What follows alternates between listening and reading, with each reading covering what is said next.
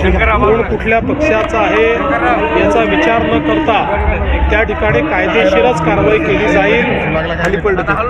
अशी कुठली घटना घडली की पोलीस स्टेशनमध्ये गोळीबार झाला याचंही सत्य आपल्याला त्या ठिकाणी काढावं लागेल। म्हणून मी या संदर्भात वरिष्ठ स्तरावरून चौकशीचे आदेश डीजींना दिलेले आहेत आणि या संदर्भात अत्यंत कडक कारवाई ही केली जाईल।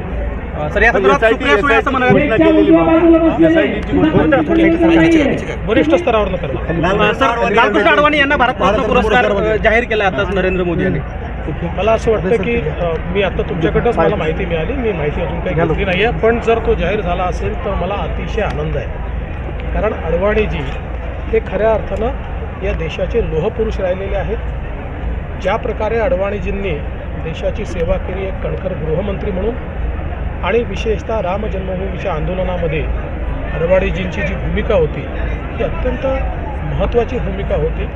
सातत्याने देशाचा विचार मनात असलेले आणि आपल्या संपूर्ण जीवनामध्ये 60-70 वर्ष जो व्यक्ती राजकारणामध्ये राहिला पण निष्कलंक, कुठलाही आरोप त्यांच्यावर नाही, अशा प्रकारचं चारित्र्य घेऊन जो व्यक्ती राजकारणामध्ये राहिला आणि त्यांचा प्रचंड व्यासंग राहिलेला आहे।